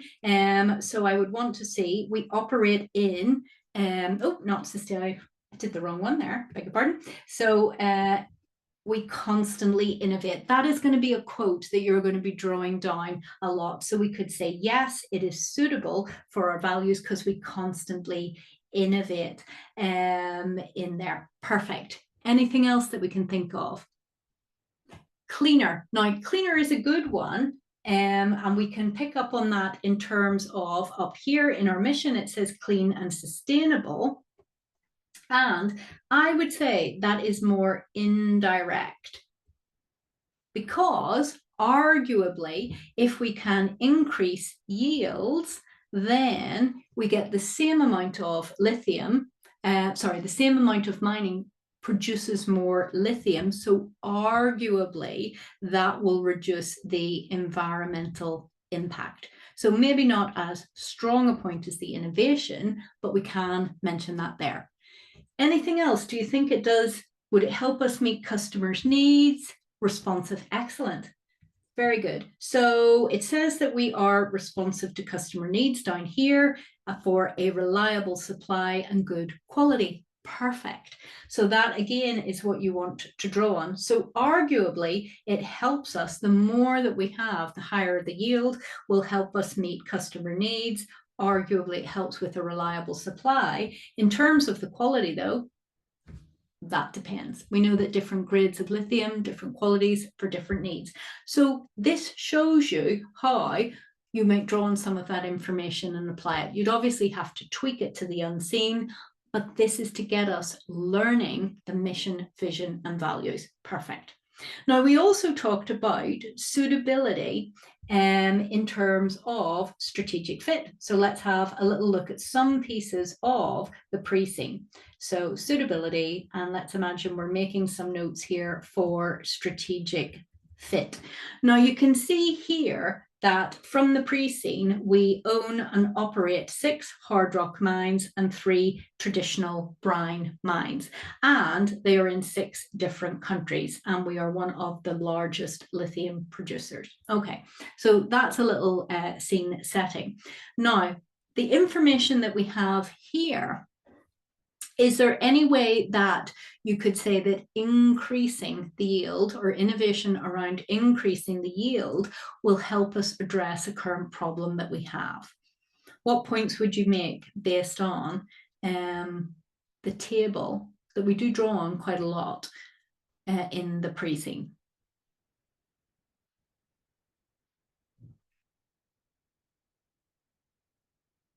Any ideas on that one?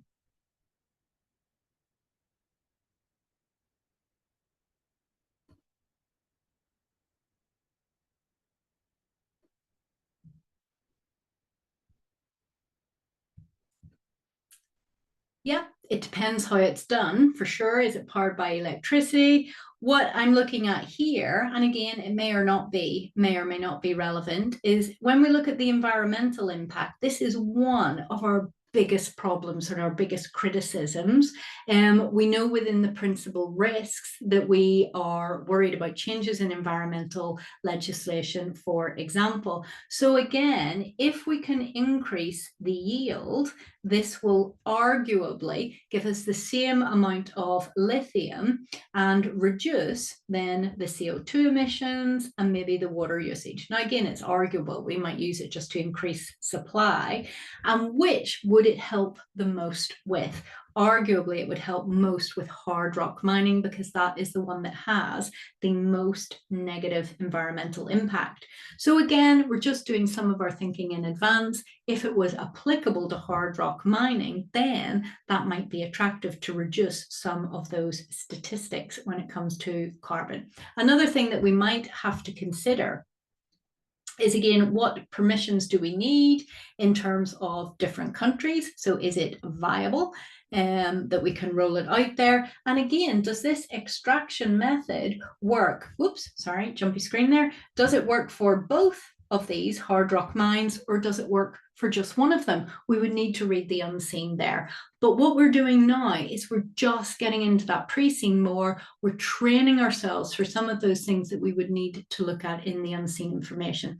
So that one's a little bit harder because we don't have a lot of information. But here is my favorite page on the principal risks. Now, I do need you to learn these off by heart, okay? Yes, browning is worse for water consumption. You're right, Billy. You need to learn these principal risks off by heart. So we've got a vulnerability to prices being volatile. We've got the fact that future production is going to be constrained by the level of exploitable reserves that we have. And it is very hard to find commercially viable mines with permission. We have here about environmental regulations. We have our currency risk down here. We have the fact that we have concerns about the integrity and terms of stability of some governments. And then we've got our health and safety ones down here, industrial accents.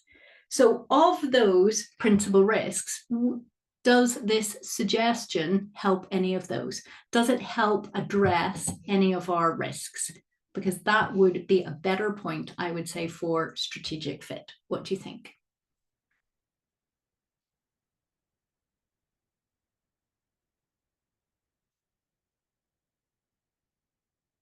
So it could help with environmental regulations, possibly, as we said. I think there's an even stronger one.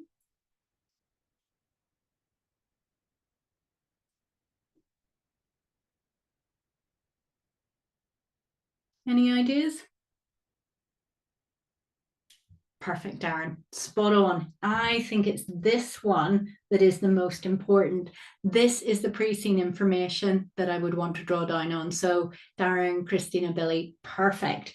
If we are currently constrained by exploitable reserves, it is highly attractive if we can increase yields from what we have already, because one of the things, and you'll see this in the pre-seen, that we need to think about is how do we grow?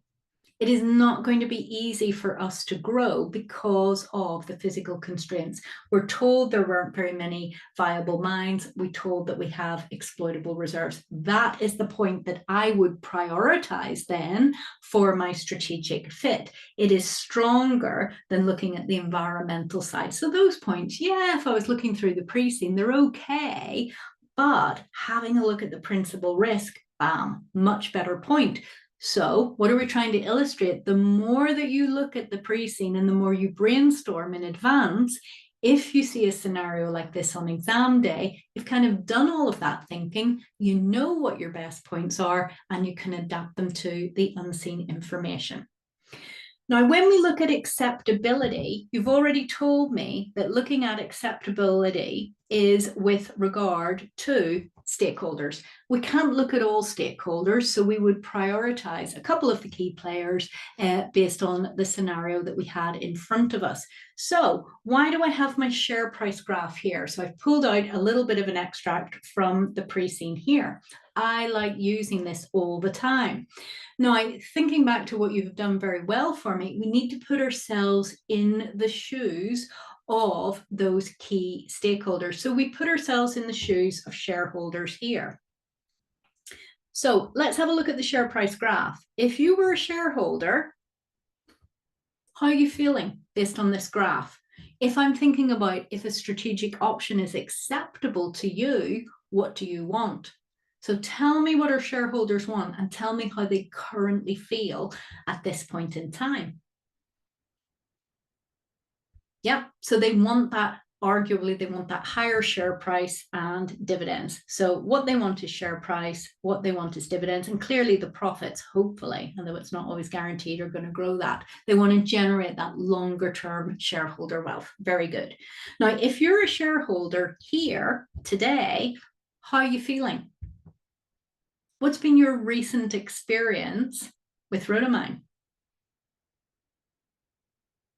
You're not happy, disappointed. Yes. So what I want you to imagine is you're a shareholder, and what is that? Just over a year, this is what is going down. Maybe you're looking to sell. Excellent. So we're getting a real feel for how they feel. So they are going to be more sensitive to any drop in the share price.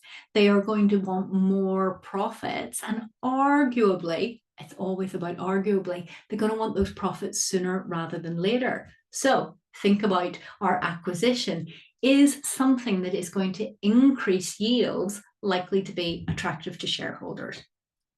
Again, there's arguments for or against. Just brainstorm with me. Put yourself in the shoes of those shareholders.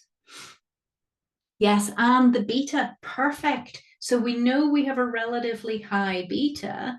That gives us an idea of the risk appetite of our shareholders as well. Excellent. You're putting yourself in the shoes of shareholders. So you can come up with arguments to say yes, and you can come arguments to say no. I would encourage you to have both. So arguably, one could say that this is attractive because it will use existing mines, yeah, arguably existing mines that we already have, and increase yields. And again, you're probably going to get some more information in the unseen. If we can increase yields, arguably that reduces the cost base for the same level, and that might give a boost to profits, etc. The other argument you could say is this is innovative, so maybe it carries some risk. But then you could say, given our beta is high, arguably our shareholders don't mind a wee bit of risk. Again, it's about brainstorming these ideas, but putting yourself in those shoes. Now, if we look at acceptability, another one is customers. Now, we've already had a look at, I think there's quite a big customer focus within our vision and also within our values. So we'll not go over that, but you could draw down on points on that. But anytime that we look at customers, what I want you to practice, because remember, skills of significance and prioritization, we've got pre-seen details here of a key player. Anytime you're asked about customers, let's try to make it specific. So we've got one major customer, they're a vehicle manufacturer, and they are our largest customer with 22% of revenue coming from them. Can we afford to do anything that is not acceptable to this customer? What do you think? So anytime you're looking at customers, how you can go further to develop your point and justify your point is maybe think about how it impacts upon this customer in particular. I think this should be another principal risk, that we have a heavy reliance on a single customer, but it's not mentioned in the principal risks. That doesn't mean it isn't one. We can draw down on that. So now we've added something to our mental checklist when we're looking at acceptability or stakeholders. We'll always think about this customer if it's relevant, and that will help us develop our points a little bit more. Yeah, so Rhodomine is fairly stagnant, so innovation could lead to increased market confidence. That's true. Well done, Billy. That's another thing that we could say. We could be looking at those shareholders, and they are, given the share price graph, given our reputation and our values for innovation, we need to do something. We're stagnant, and this could help with confidence, yeah? And then that could attract more customers, etc. Very good. So this is just an idea of how you use your pre-seen to brainstorm, and you will find that you use lots of the points over and over again. Now, feasibility is always quite hard to do in a brainstorm, so I'm only going to mention this. briefly, but one area of the pre-scene that I want you to get to know very well is having a look at the board, who does what and what skills they have. So when we are looking at skills, are there any comments that you would want to make around what skills the board have and whether or not this potential acquisition for this innovative technology is feasible or not? What things might you say? We have no IT director. Excellent. So I think that could be a big weakness to the extent that this technology, and remember, we would have information in the unseen, relies on any form of IT. There is a big weakness here. We don't have a chief technology officer. We don't have a chief information security officer. And there are things that you will hear me talking about in the pre-scene webinars and the applied series as well. So we would be looking at feasibility. Can we retain some of that staff from our acquisition, for example?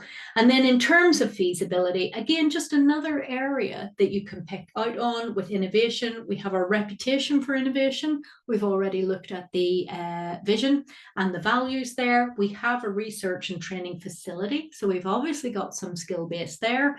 That works. And also our relationship with the leading university. So we do have an innovative reputation. This may be, we have skills, we've done this before, that side of things.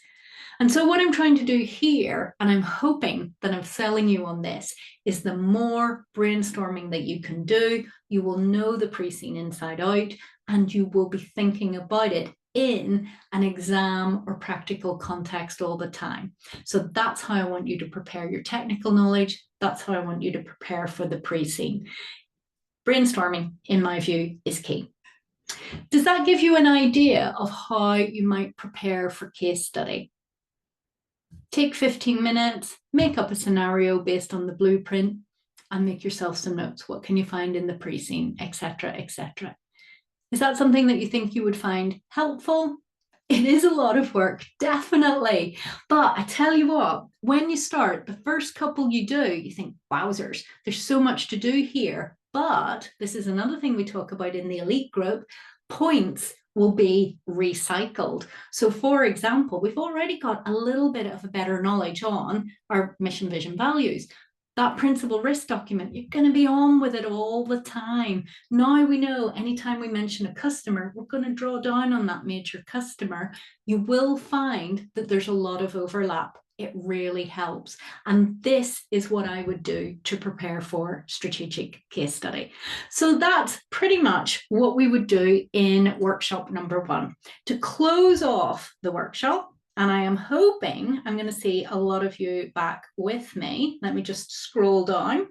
We always like to end the workshop by making sure that everyone is happy, that they are clear what they have to do before the next workshop. So I would recommend make sure you listen to the pre-scene analysis and industry analysis. Ideally, if you can go a wee bit further and listen to the applied series, that is even better. So it depends on how much time you have. And then come to workshop 2 with a really good knowledge of the pre-scene. And what we will do there is we will do specific exam questions and we will brainstorm our ideas and that side of things. Okay. So I am going to hang around for a little bit longer. I can see there's a couple of questions. I'm happy to answer those. But other than that, thank you so much for coming and thank you for making it participative as well. So I shall say good evening to you now, but I am going to answer the question that's on the screen and I'll stay around in case anybody else has any answers. So thank you so much. So Valentina, you just wanted to mention that the so what question is very important. This is what was lacking in previous attempts. That's very interesting that you would say that. And that's really nice of you to share that as well. So when you added that into management case study, it came through. Definitely. I've had students say to me all the time that they're doing case study and they can imagine me in their ear going, so what? So what? And I think the mental checklists and prompts will help you then develop those answers. So I'm really glad that you agree with that. And if you've had that experience on management case study, hopefully, again, that's going to be a great experience for strategic case study. Well done. Excellent. So Yes, you will get a copy of this. So Thomas at Viva said he's going to circulate everything that we have here and those pre-seen links as well. So I will make sure that happens. Excuse me, dry throat now. Excellent.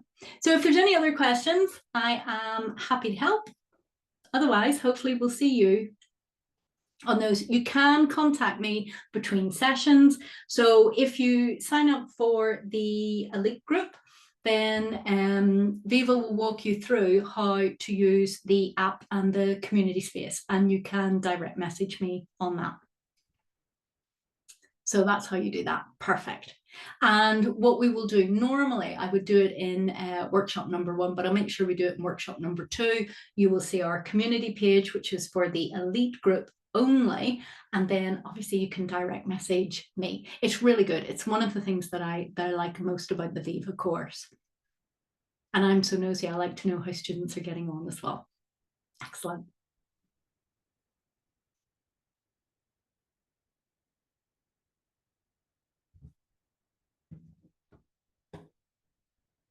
I'm glad your confidence is boosted.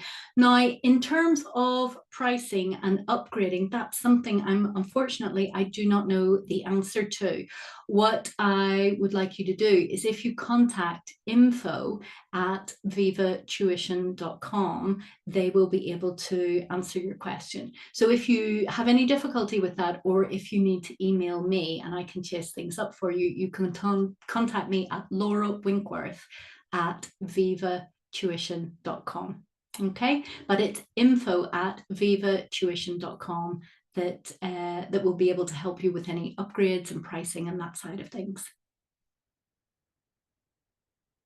But it's nice to see that you say confidence boosted. That's the main thing. We want you to go into strategic case study feeling confident. Excellent.